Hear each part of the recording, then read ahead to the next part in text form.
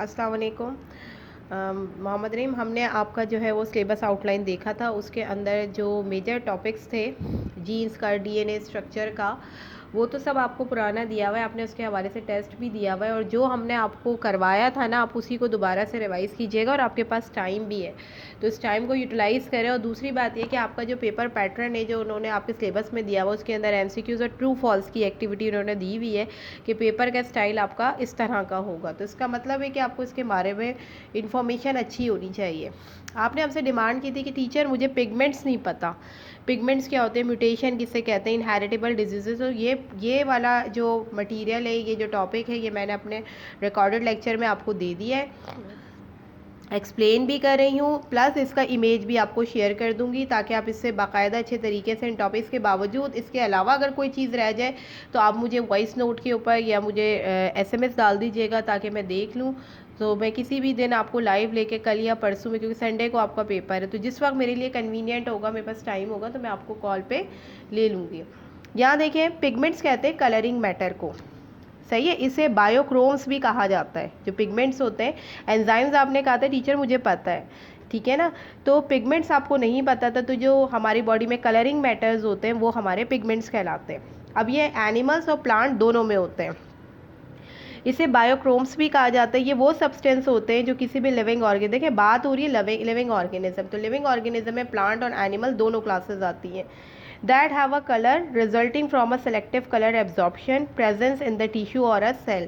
सही, बेसिकली ये मौजूद होते हैं हमारे टिश्यू और हमारे सेल के अंदर। हमारे बॉडी के अंदर कलर, अब दो चीज़ें ऐसी हैं, अगर हम ये देखते हैं ना कि पौधों का ग्रीन कलर नज़र आता है, तो हमें नहीं पता ये ग्रीन कलर पौधों का नहीं है। ये हमारे पास क्या होता है, ये पिगमेंट्स होती हैं।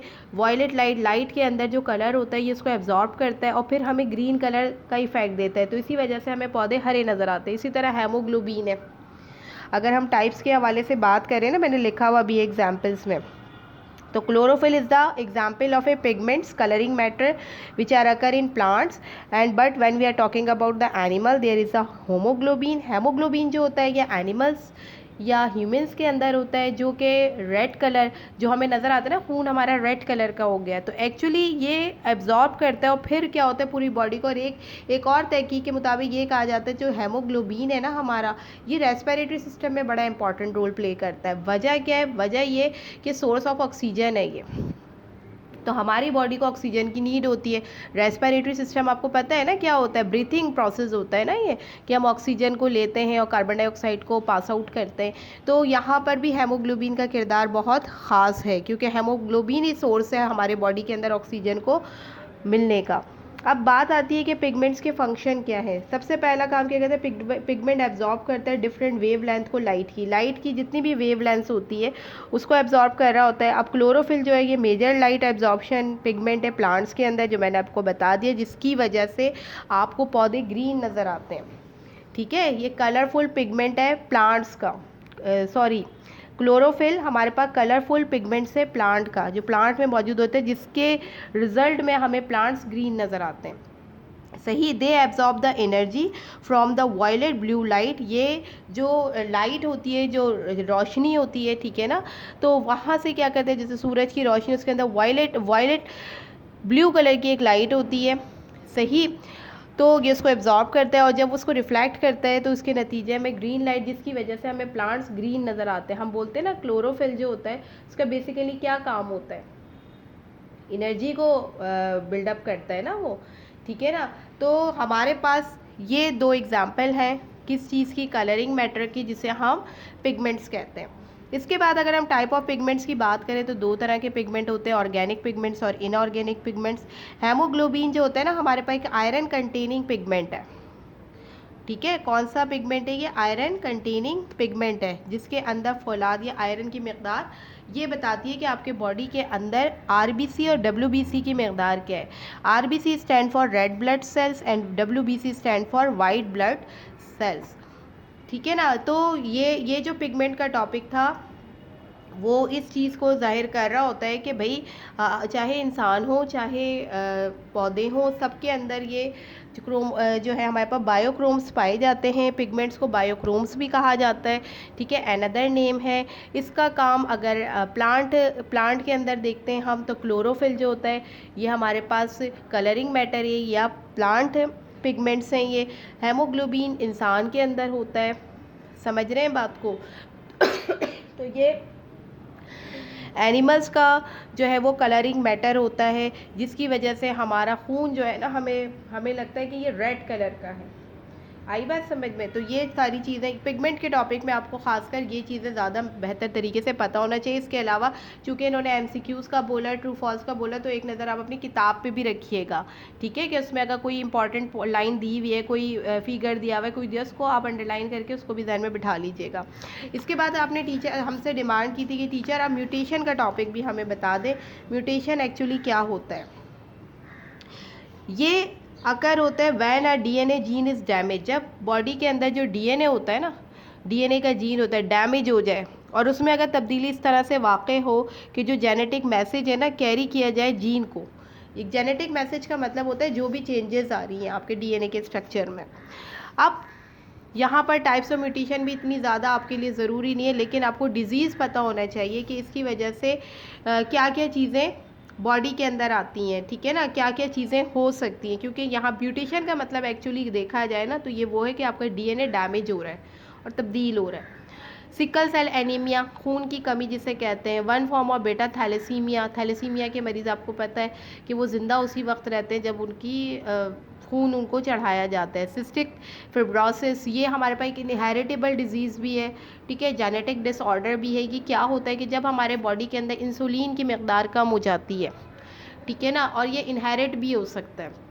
बहुत सी चीज़ें ऐसी होती हैं, बहुत सी बीमारी ऐसी होती हैं, ये जो मैं आ रही हूँ, come to the topic about the inheritable diseases या जेनेटिक डिसऑर्डर। कुछ चीज़ें ऐसी होती हैं जो इंसान को उसकी हैरिट से या विरासत से मिल रही हैं, आबा अजदाद से या बाप दादा से मिल रही हैं, ठीक है ना। अमूमन बहुत सारे लोग ये कहते हैं भाई कि ज़रूरी है कि ब्लू कलर दुनिया में ब्लैक के बाद सबसे ज़्यादा जो आइज़ का कलर है ना वो ब्लू है, ठीक है, और ज़्यादातर ये यूरोपियन स्टेट में ज़्यादा पाया जाता है, ठीक है ना। तो इसमें इन्वायरमेंटल फैक्टर भी इंक्लूड होते हैं और कुछ हमारे पास जीन्स का भी रोल होता है, तो और इनहेरिटेंस भी है। लेकिन इसके अलावा सही है ना, ब्लैक अगर किसी का कलर काला है तो क्या उसकी ब्लू आइज़ नहीं उसे हो सकती हैं? तो वो उसको रियलिटी में जाता है कि ये बहुत खूबसूरत शख्स होगा, लेकिन पॉसिबल है।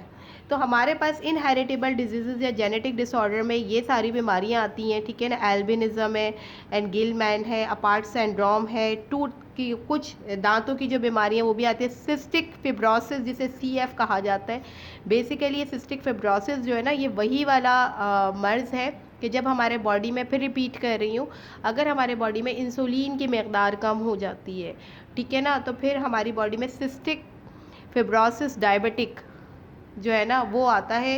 और ये भी एक क्या है, इनहेरिटेबल डिजीज़ है, जेनेटिक डिसऑर्डर है, ठीक है ना। आपकी जीन्स में किसी न किस्म की ख़राबी आती जब होता है।